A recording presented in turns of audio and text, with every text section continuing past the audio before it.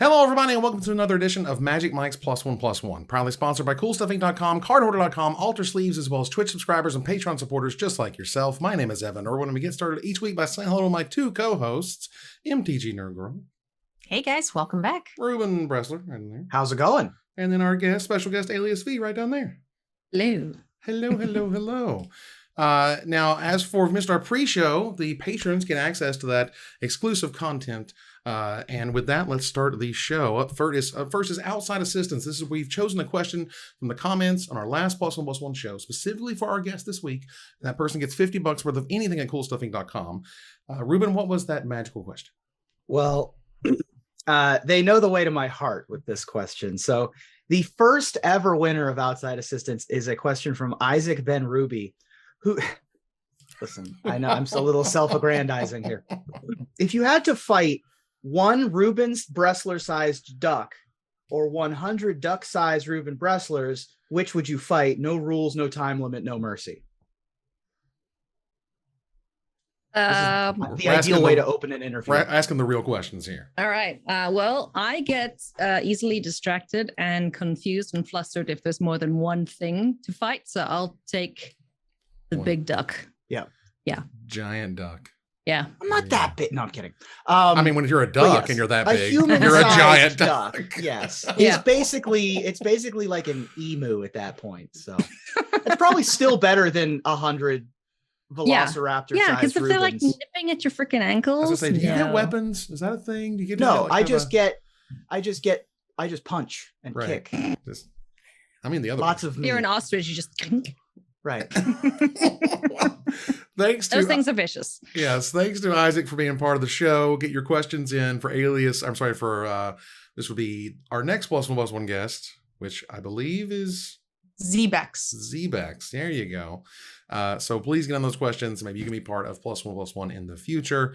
Isaac, send a DM to @MagicMikesCast on Twitter to get your prize. There you go. As we're working our way towards making this thing work in some fashion. So we'll go through our untaps and our upkeeps here and sort of ask the origin story of one AliasV and how you got to where you are today. I'm still trying to figure that out. Because, I kind of, woke up one morning and I was like, what the hell did I do in the last 5 years? How did I get here? And it all started when we moved to Canada and I figured out, oh, hey, I like card games. So my husband was playing The Witcher 3 and there's Gwent in The Witcher. And every time he played, I was like, could I play? And he would save first and then give me the controller and then be like, sure, go for it. Just in case I lost him a game because he was trying to get all the wins, right? I don't know if there's a trophy or something. There must be. So discovered then that I really like card games. And then I realized that there was a standalone card game for it and played that. At that time, we'd also figured out that Twitch was a thing and he wanted to give the streaming thing a go. So, bought some of the basic lights and the camera and whatnot. And then he didn't really take to it too well. And I was bored in the mornings because my work at the time started from noon until 9 p.m. So I had nothing to do in the morning. So I was like, you know what, screw it. I'm going to try streaming. Streamed from the PlayStation a couple times, kind of liked it. And then said, babe, can I use your stuff? Used his PC and all his stuff and started streaming. And then it just kind of snowballed from there. And then picked up Magic when a couple of the other Gwent streamers were like, hey, this looks kind of cool. Tried that out. Twitch chat taught me how to play Magic. It went about as well as you can imagine. Found a group of friends at my work and they would play lunchtime Commander and I'd always like sneak a peek and try and see what they were doing. And then eventually plucked up the courage. Was like, could I play? So they said, sure, come play. And then tried out a whole bunch of their decks and stuff. And it just kind of snowballed from there. And then right place, right time for everything else, like commentary and Commander content and all that. So wow. I'm lucky, I guess. That's a really unique entry into Magic. Yeah. just like a side quest in Witcher world, it's just like, oh, cards, go there. So. Now, you liked Gwent. Did you like any of the other, or do you like any other card games right now? Like Marvel Snap? Do you play Hearthstone? Oh, stuff like that? I'm playing so much Marvel Snap. It's so good. So when I wake up in the middle of the nights and have to feed my tiny child, Marvel Snap keeps me awake. Haha. Thanks, Ben Brode. So Yeah. yes, Marvel Snap is great. I haven't tried Hearthstone. It looks too like casino Vegas-y to me, and I hate Vegas. Just it's not a great place, but yeah. Not a big gambler. No, it's just people are icky when they're drunk, and I don't like no touchy, personal bubble space. Just yeah. So Vegas, not my cup of tea, but yeah. Tried Legends of Runeterra. I thought that was pretty sweet, but didn't enjoy that after a while. And yeah, so Snap and Magic, I guess, at the moment. So you came into Magic from a very odd angle as far as I'm concerned, but you also then sort of brushed over how you got into commentary and content creation from that point. You sort of started streaming and you decided you like streaming. Is that how you were discovered for commentary, or did you actively pursue that? How did that go about? No. So if you remember way back before the pandemic times, they did a Mythic Invitational at PAX East in Boston, and a whole bunch of creators were getting invites to play in it. And I was feeling very left out because I didn't get an invitation and I was sad about it. So I, kind of surreptitiously just inquired. I said, hi, person who was in charge of the creator program at the time. Me, hi. And she was like, oh, no, we want you there, just not as a player. I was like, what do you mean? You want to commentate? I was like, what? Why? I've never commentated a thing before in my life. She's like, oh, we think you'll be good for it. So I was like, sure. I hope I don't screw it up. Wow. Into the deep end you go. Yeah, basically. It's like, woo, no floaties or anything. It's just like swim. The first event you ever commentated was the Mythic Invitational. Yeah, no pressure. Wow. Whoa. I was probably so terrible back then. I don't even want to watch it. I was just like, when you cringe, you watch your previous work, you're just like, no. Luckily for you, they didn't record a ton of it. Like they have a couple of matches on the YouTube, but like not a bunch. Yeah, I was there. I was one of the players. And I think that's where I met you the first time. Yeah, I think so. Yeah. First time in person. A lot of us were getting a lot of flack about who got invited and why. And a lot of people were saying that like, I didn't deserve to be invited and a bunch of stuff. And especially the girls, a lot of us were getting a ton of heat. And one of the things I felt was really interesting is that a lot of smaller content creators were sort of trying to judge who should or should not be there based on merits other than size and things like that. And I remember looking at like a lot of the people who were judging me and some of the other smaller creators as to whether or not we should be there. And I was like, the people who were not invited that I think should be there, that were much larger than me, yourself included, weren't actually saying anything and were very nice and kind to a lot of us.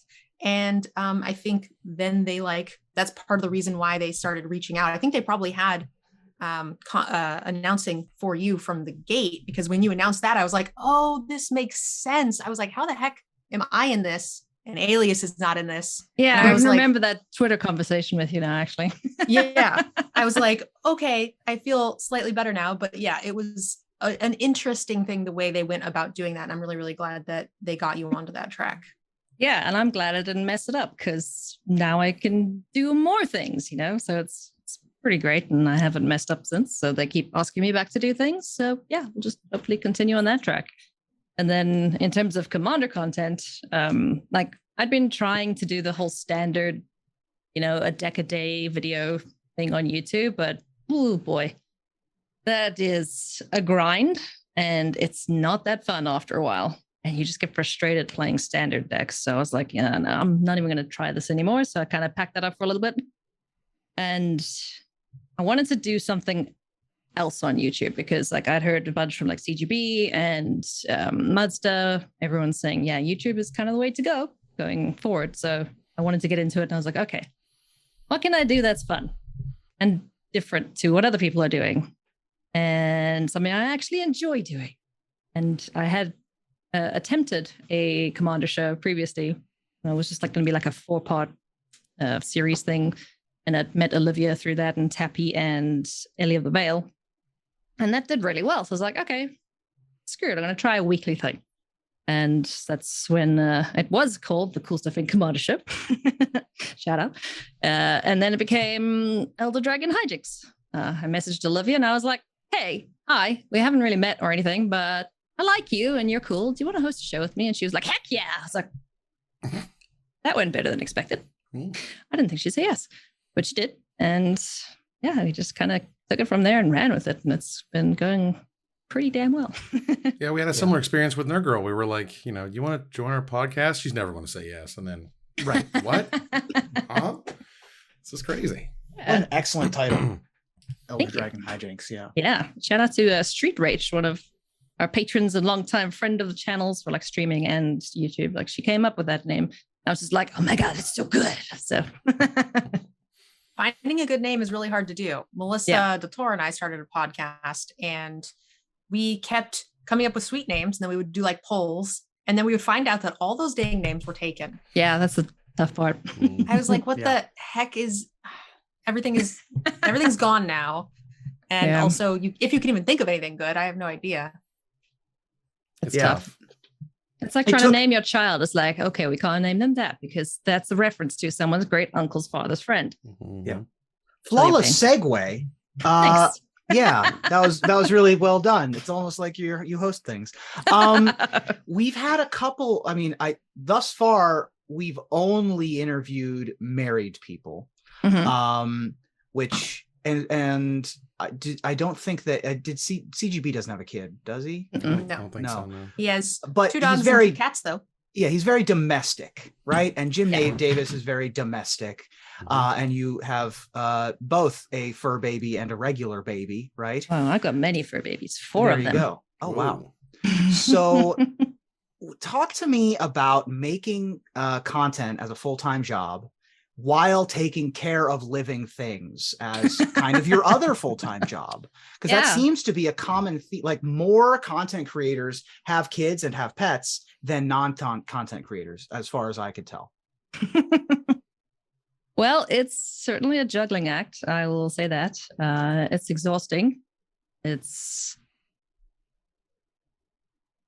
many descriptors for it. But the one thing that I had to do, like the biggest change I think that I had to make with making content and now being a new parent, is parenting takes up a lot of time. So I'm very, very glad that we made the switch to YouTube content when we did, because there's no way in hell I could stream 8 hours a day anymore. I don't have the energy, I don't have the focus, I don't have the will to do that unless it's like an arena open or something that I'm try-harding in. But yeah, like I need more time to be flexible and, hang out with him and feed him and all the diapers, so many diapers. All the diapers. All the spit up and other bodily fluids. Yeah. It's very messy. It's like having a puppy that just doesn't know how to feed itself. You can figure out that. For months.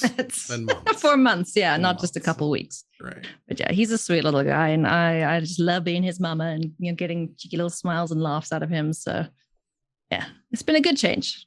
Tough though. It's tough. Like being a parent, it's not for the faint of heart. So yeah, I've got a few of those children things. They're fun. Yes. One's living elsewhere, and one's 5 kids. Yeah, one's in college. There's the child. There's the child. There's the baby. Hi, Mama. Look at the baby. You're gonna have to sign a waiver. My goodness. What sign a what waiver? smile. I'll sign a waiver. Oh, he's so cute. What's his name? Wyatt. Wyatt. Hi, Wyatt. Hey, hi. Wave, you might see. Probably doesn't get right. What's going on? Screens yet. Right. He's so obsessed with screens. It's insane. Like he will crane his neck to try and see them. And it's just like, no, you mustn't be watching these. But video calls are fine. Who's there? LEDs. Yeah. Oh, bring them back to Dad. Okay. Very nice. Shout out to the props manager, Dad. Also, there you go. Props manager, Dad. Children are great. I swear, they will grow up like so fast. You'll have no idea. It will be. Yeah, I mean, so fast. I've just been looking at like old videos and pictures because I've taken a buttload. Like even just from when he was born, he was so little. Like how? You're like double the size now. What happened? It's just and they just accelerate, and it's a lot. Yeah. Just like slow down, kiddo. They do. I did a lot of nanny work before I was a content creator, Mhm. and one of my jobs was I was a live-in nanny for triplets Wow. from newborn to just over 1. Wow. Lordy, Good Yeah. grief. that's more. And 1 is hard. How the hell do you handle 3? and once they like start to crawl and move around, I'm just like 1, 2, crap. Keeping track So, of them and yeah. gates and all this other stuff. We had a Jeez. whiteboard where we kept track of like who pooped today. So Oh, that was brother. a good one. So yeah, Oh my goodness. I don't recommend 3. You definitely No. keep track of poops. There's a lot of poops. There's rashes. That's always fun with rash cream and stuff.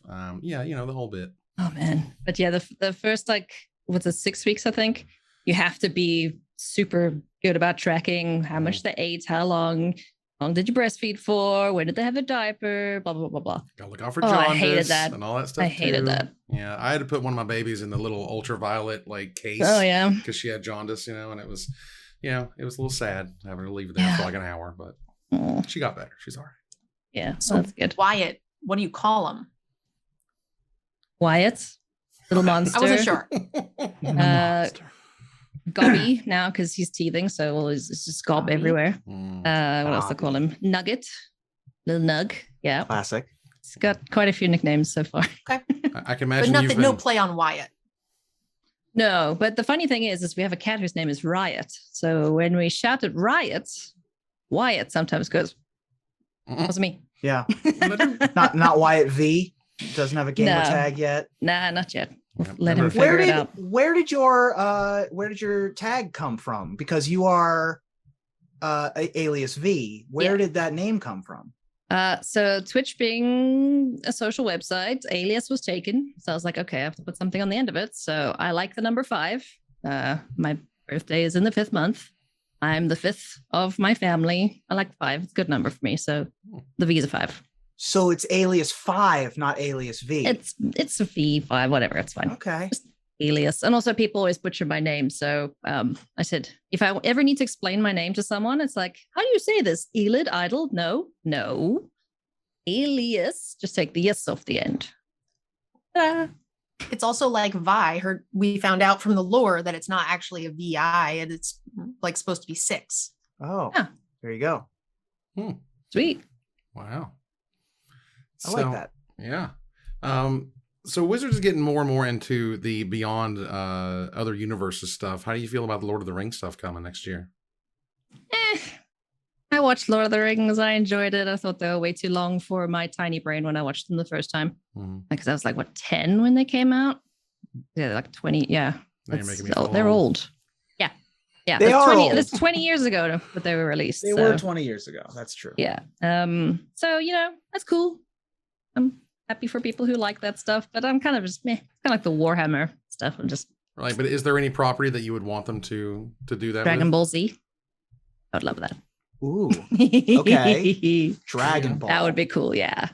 That'd be sweet. Is there? That'd be interesting. I have a vague recollection that there was a Dragon Ball Z card game at one point. Maybe? There still Don't is. know. Is there? Is there? Yeah, it's Oh. called Dragon Ball Super. We sell it at Cool Stuff. It's neat. It's fine. So they wouldn't. They until that game goes away, they wouldn't do a Universes Beyond. Probably. Probably not. Maybe a secret layer because those are sort of like one-off, Yeah. cash-ins or whatever. That'd be But pretty good though. That would be neat. I mean, a lot of anime fans out there. One Piece just Yeah. released their card game, and that's been doing very well. I mean, hell, if Fortnite can get like all these different IPs into their game, I'm sure we can figure it out. That's also true. Is that something that you think is a good thing for Magic? Is to, for my Darth Vader to block your Marty McFly or whatever? I don't know. I'm kind of indifferent on the whole thing. I don't feel strongly one way or the other. I'm not going to yuck someone's yum if they want to play this version of the card. That's looks like, I don't know, Donald Duck. Fine. Right. It's cool. Just so long as I know what the original card is. Cool. It makes coverage an absolute nightmare because it's like, oh crap, what is that person's name again? Yeah. Yeah, That's looking forward actually to that in tabletop. That's actually something that I've been looking at where, I used to be something of a Magic commentator myself, but that was back when Magic was not releasing nearly as many cards as they do. It used to be a fun party trick of mine to know every Magic card. I can't anymore. There's no way. They're releasing so many cards, and so many different printings of cards. Exponential growth of the number of cards they've released. Have you noticed well, first of all, you've done both paper and arena commentary? I've done a couple of tabletop stuff, but nothing in person yet. So the upcoming year will be first time in person tabletop. Nice. And so it's probably, I don't want to assume actually, is it easier to do arena commentary from a understanding what the cards say perspective? Yeah, because the game kind of helps you out where it shows you what's happening pretty explicitly. If it says, oh, mill 2, then you're going to see the animation of the person milling 2. Or, the dragon flies across and then fire, whatever it does. So that is going to be the biggest change. Well, the biggest thing that I've experienced so far, from covering arena stuff to the Pioneer event that we did recently. It's like, people shortcut stuff. It's you're not going to have your hand held when things are happening. So it's kind of, in a way, a worse viewing experience. But when you're streaming through Discord, I don't know if that's actually true. When it all works optimally. Arena was quite nice for, new players and them being able to understand what's going on than what tabletop is. Now, in terms of tabletop and digital, the divide continues with the alchemy sets.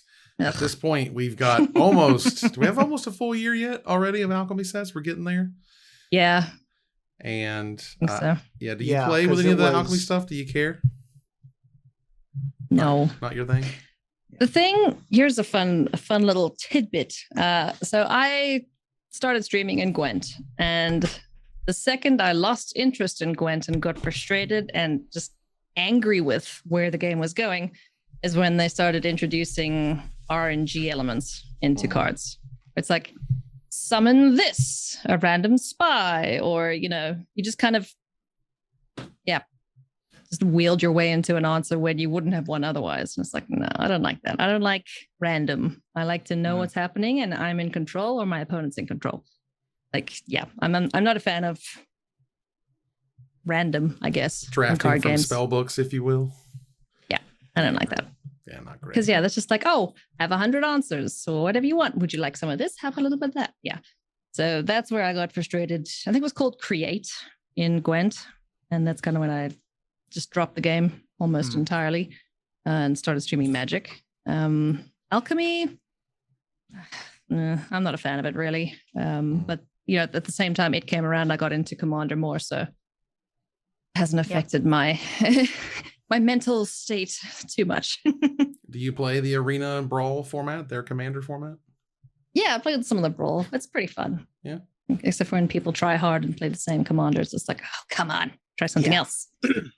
Put Kinnan down. I have a format question, something that I'm very excited about. They announced a new decathlon. Do you like that? What? What's that? Do you remember the decathlon where they had like the 10 events? Yeah. That was actually weeks? pretty cool. Yeah. They announced that they're doing a new one starting January 1st. Nice. Oh, that's cool. Yeah. I love that event. I like those. That was pretty sweet. Yeah, that was great. People were very torn. So I'd like to know what all three of you think of the decathlon, if you liked them. And you got the tokens for that, right? Yep. And then you get into the decathlon final where then you can compete and get a bunch of rewards. Yeah. I like that. I think more events in Arena would be a good thing. I'm actually thinking about playing Magic Online, shudders, just to play in the leagues and stuff that they have there, because it's like, oh, cool. More ways to compete. And that's kind of what I've been missing a little bit. Like, as much as I enjoy Commander for the casual side of things, I want to compete and try and win stuff. So that's why I'm always such a sucker for the opens. I never get to day 2, but I wish Arena felt a little more alive. Does that make sense? Like, Mm. there are God knows how many users on that thing at any one time. It feels like a very detached experience that you might reach out to one of the hundreds of thousands of players or whatever that are currently there. Whereas Magic Online, particularly, back in the day when you would see the tables, remember the tables with the birds of paradise flapping there in the chair? That was crazy and awesome for its time. But, that also felt alive. Like you were playing with a bunch of other players, whereas now it feels like they've really kind of compartmentalized that experience. Yeah. Even on something like BattleNet, it would say this is how many users are online. Like literally anything to tell you right that you're not alone and playing against chatbots. But yeah, I mean, Arena obviously has completely shifted the way that Magic is consumed, the way that Magic is played. This podcast began before any of us knew what Arena was going to be. This podcast began when Duels of the Planeswalkers was around. So, things have changed a lot in the 7.5 years that we've been on. And like Arena's sort of taken the reins, as it were, in terms of the creative energy that Magic is putting out. Yeah. Yeah. Go ahead. Oh, no, carry on. No, I was just, how do you feel like sort of the change over the last few years? I think there's been this kind of awakening that like Commander just rules and Commander is just the king of everything. And if you're over here thinking that your Pro Tour was the most important thing, it really wasn't. And how do you feel like that sort of has shifted over the years, where that shifted, that focus has shifted? I think, obviously with the pandemic and whatnot, like a lot of the competitive focus was dropped. Mm-hmm. When we got into Paper Magic, we were like, hey, we'll play standard, it's the entry level thingamajiggy.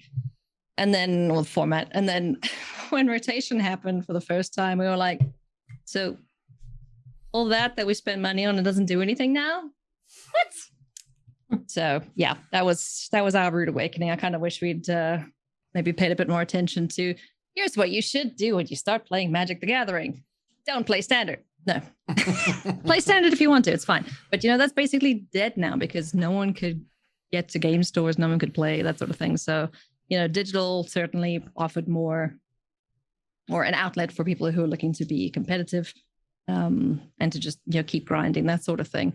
But yeah, like in terms of just slinging spells and not having to worry about your collection or what's legal, like Commander is just, it's like a catch-all for whatever you want to do. If you want to try hard and beat someone on turn 2, you can do it in Commander. So I love the format. I have a whole show about it. Elder Dragon Hijinks, holla. It's shifted a lot, and I'm curious to see what's going to happen, as we get back into paper events now, and where the focus and the interest and the money and the attention is going to go. Because it does take both. Like Commander's great, but you have a front row seat to anything competitive Magic now.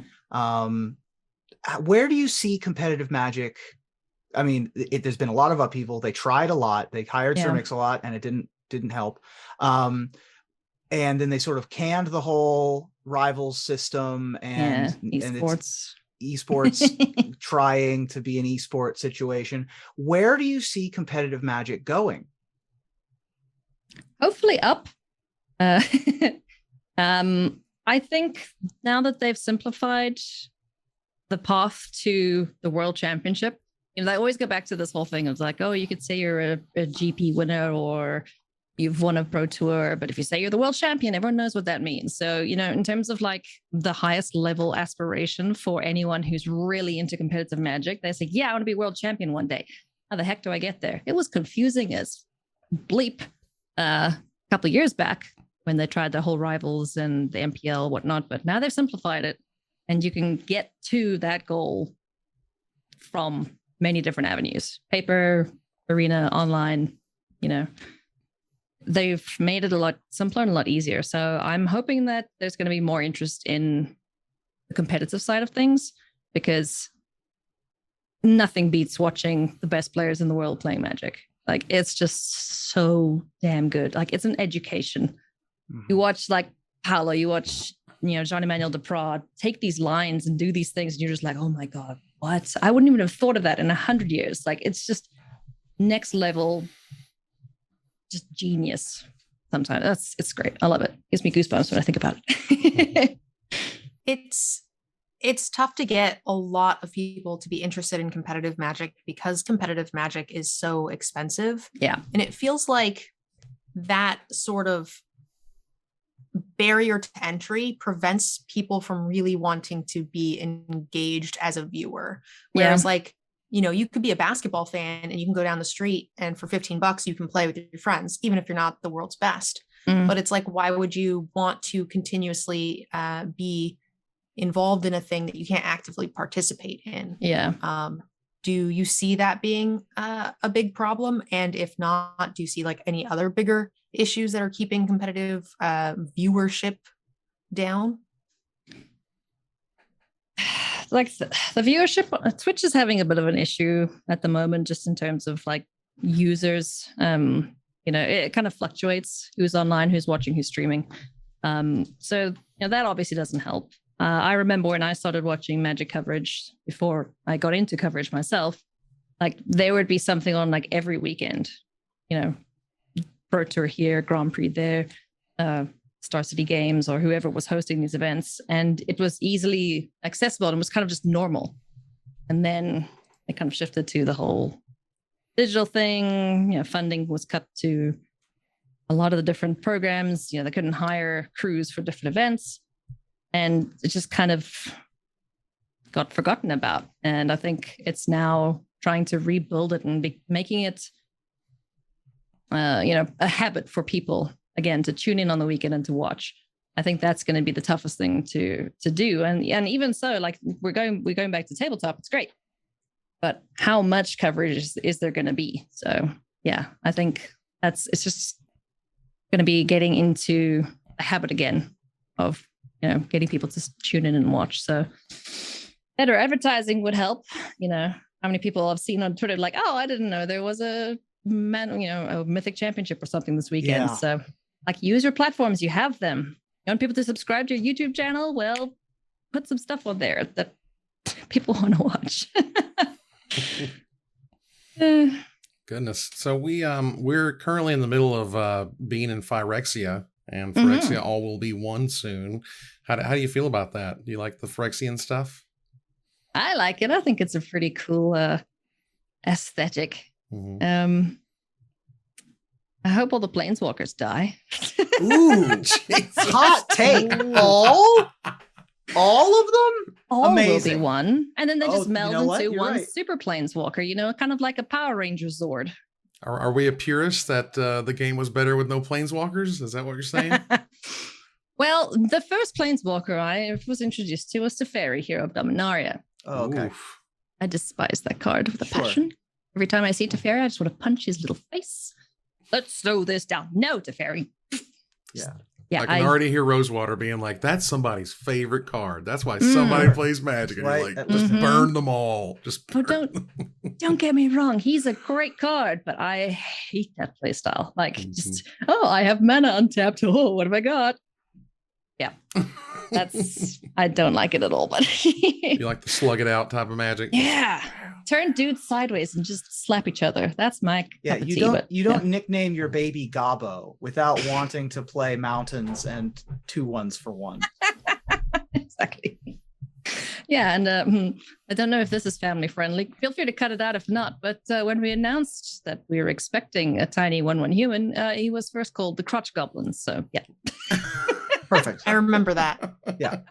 I do remember that. And I was slightly scarred. Sorry. Just slightly. Just a smidge. It's okay. Yeah, I love the Phyrexian stuff. I think it's a really unique kind of villain. We had such a long arc with Nicol Bolas. This was a much shorter arc. I don't know that the Eldrazi story arc is over or if we get more of it, but I also felt like that arc was longer.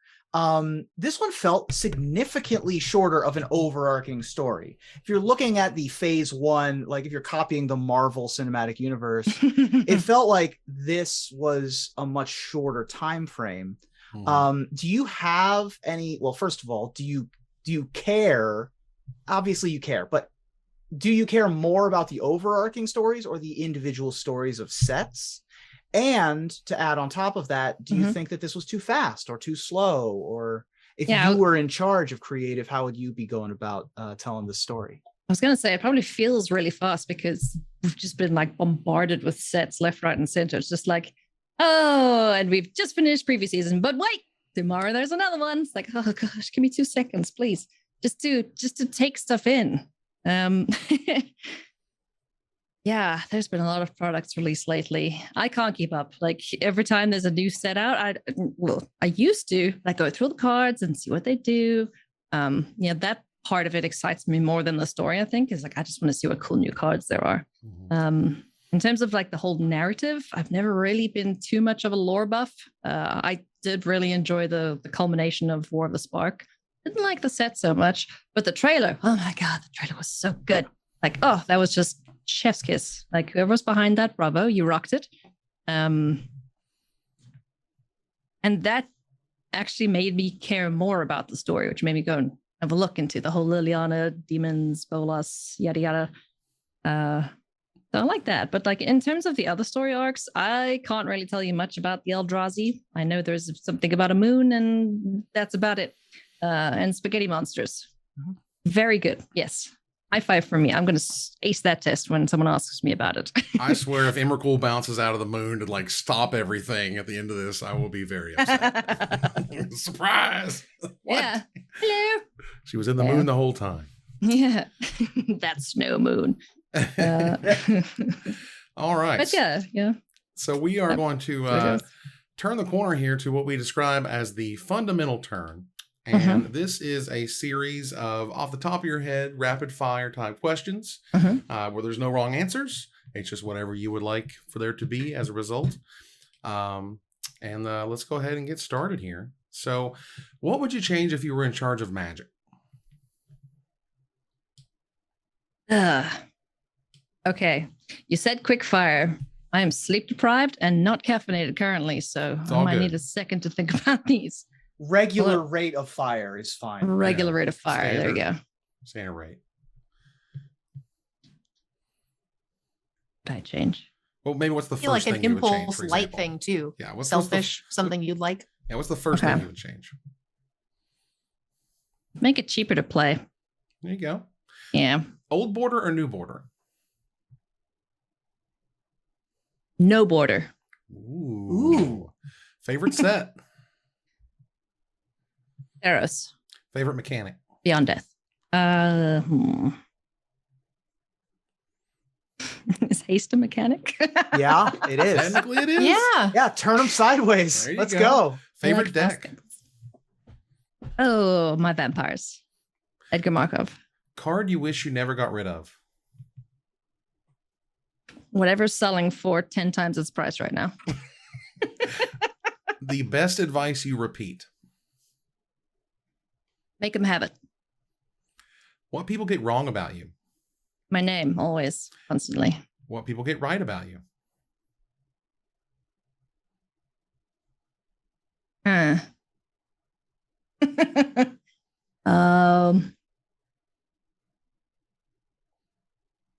Yes, my accent is weird. What makes you happy? My pets and my baby. Failure means? You have an opportunity to learn something. And success means? You did something right, now do it again. Very nice. I like that. And that ends the fundamental turn and another episode of Magic Mike's +1+1. So finally, AliasV, tell people where they can find you. Well, hi, yes, it is I. I'm Ali or AliasV. You can find me sometimes on Twitch, but very rarely these days because I have a tiny child and he takes up all of my time. Go check out Elder Dragon Hijinks. on the YouTube, and you can hang out with me on Twitter if you want. COL_AliasV. Mostly pet pictures and links to said commander ship. Very nice. Very nice. Thanks for joining us here to discuss all things Magic. Thank you, Nerd Girl. Thanks for having me. Thanks for having me, guys. Thank you, Ruben. Thanks. This was great. See you next time. And thank you, Alias. We really appreciate it. Yeah, thanks for having me. All right, let's move on here to our final slide. I want to thank our sponsor, CoolStuffInc.com, our co-sponsors, CardHoarder.com, and Alter Sleeves, my co-host, MTG Nerd Girl and Ruben Bressler, our special guest, AliasV, and you guys for watching and listening. I hope you support us at patreon.com/magicmics. Please follow, like, tweet, favorite, share, subscribe to everything social that tells people we exist. Catch us online on our Discord, twitch.tv at Magic Mics, on Twitter at Magic Mics Cast, our Magic Mics subreddit, and like the Magic Mics page on Facebook. Or join us here next time, same place, for another episode of Magic Mics +1+1. Good night, everybody.